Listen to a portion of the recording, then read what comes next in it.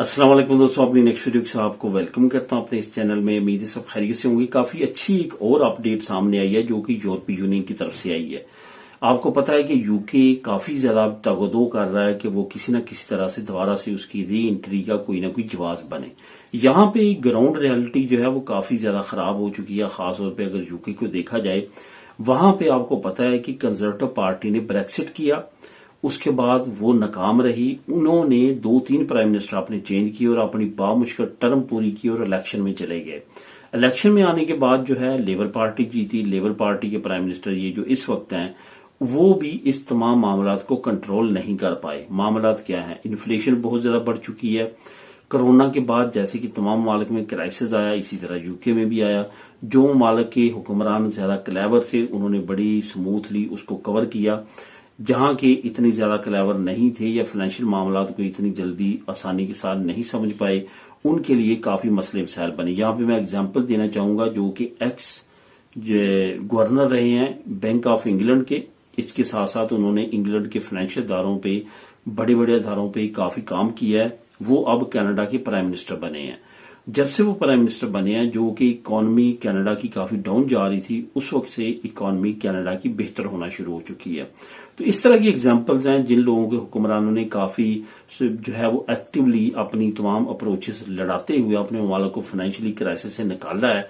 उन ममालिक के हालात बेहतर हुए हैं, लेकिन यूके का यहाँ पे हालात इस वजह से बेहतर नहीं हो सके। तो एक तरफ तो आफ्टर शॉक जो थे वो कोरोना वायरस के आए, उसके साथ साथ ब्रेक्सिट के बड़े शॉक जो हैं वो भी यूके को पहुंचे, जिसकी वजह से वहां पे इन्फ्लेशन बढ़ी। जो पहले चीजें टैक्स फ्री मिलती थी उनको उस पे मजीद टैक्स देना पड़ा यूरोपीय यूनियन को, क्योंकि खुद जो है वो खास तौर पे अगर आप देखें लिविंग स्टैंडर्ड की बात, उससे रिलेटेड वो जो जिंदा रहने के लिए चीजों की बुनियादी जरूरत है वो तमाम की तमाम जो यूके है वो इम्पोर्ट करता है।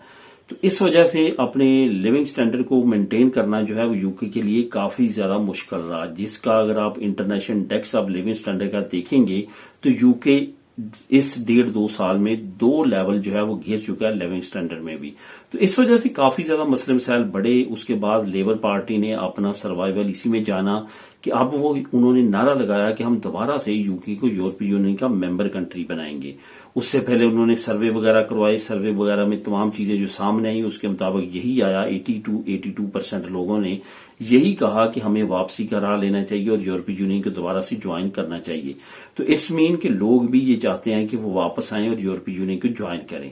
इस पे अब हुक्मरान जो जमात है लेबर पार्टी, उन्होंने काफी सीरियसली इस पे काम करना शुरू कर दिया। जो लेबर पार्टी के बड़े अहम रहनुमा और इस वक्त जो मेयर हैं लंदन के, सादिक खान, उनका हर महीने तकरीबन बयान आता है कि यूरोपीय यूनियन को ज्वाइन कर लें, दोबारा वापसी का राह लें, दोबारा से कोशिश शुरू करें। तो इस तरह की स्टेटमेंट उनकी तरफ से आ रही हैं। अब उनका इंतजार था कि यूरोपीय यूनियन इसमें क्या कहती है।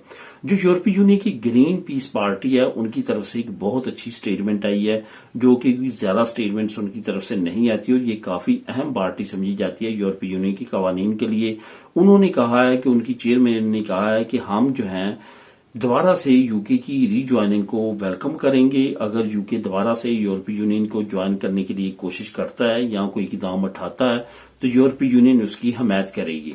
यूरोपीय यूनियन ऑलरेडी मुख्तलिफ ऑफर्स जो हैं वो इंग्लैंड को दे चुकी है, लेकिन यूके की तरफ से कुछ ऐसी चीजें सामने आई हैं, जैसे कि उन्होंने कहा है कि हम नॉर्वे और स्विट्जरलैंड की तरह जो है वो एग्रीमेंट करना चाहते हैं यूरोपीय यूनियन के साथ, यानी कि शेंजन में भी नहीं रहेंगे, यूरोपीय यूनियन में होंगे, शेंजन में या इस तरह की बहुत सारी शिक्कें जो है वो एक्सेप्ट नहीं करेंगे, लेकिन फ्री ट्रेड जोन में हम शामिल हो जाएंगे। मतलब कि टैक्स हमें ना देना पड़े, बाकी शिक्के हम जो है वो कुछ एक्सेप्ट करेंगे, कुछ नहीं करेंगे।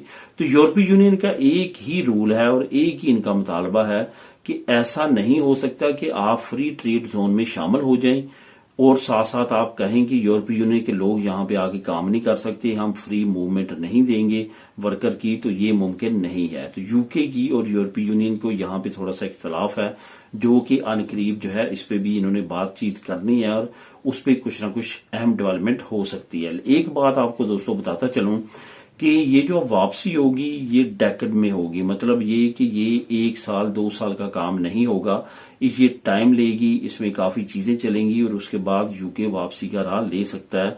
کیونکہ جس طرح سے بریکسٹ ہوا ہے کافی سالوں کی ان کی کوششوں کے بعد اسی طرح سے اب دوبارہ سے انٹری ہوگی. تمام ممالک جو یورپی یونین میں رہتے ہیں ان کا اس پہ ووٹ کرنا، اس کو ایکسپٹ کرنا لازم ہوگا. ایک ملک نے بھی کہہ دیا کہ ہم یو کے کو واپسی اس کی نہیں دیں گے تو وہ ویٹو ہو جائے گا اور وہ یورپی یونین کی انٹری میں رکاوٹ ہوگا. تو دوستو یہی تھی اہم ڈیولپمنٹ جو اس وقت آ چکی ہے. اس پہ جیسی کوئی نئی ڈیولپمنٹ آئے گی اس کا لنک میں نیچے ڈسکرپشن میں دے دیتا ہوں، وہ آپ خود بھی ریڈ کر سکتے ہیں. تو انشاءاللہ تعالی نیکسٹ وہ بھی آپ لوگوں سے شیئر کروں گا. میری نیکسٹ ویڈیو میں نئی اپڈیٹ کے ساتھ. اللہ حافظ.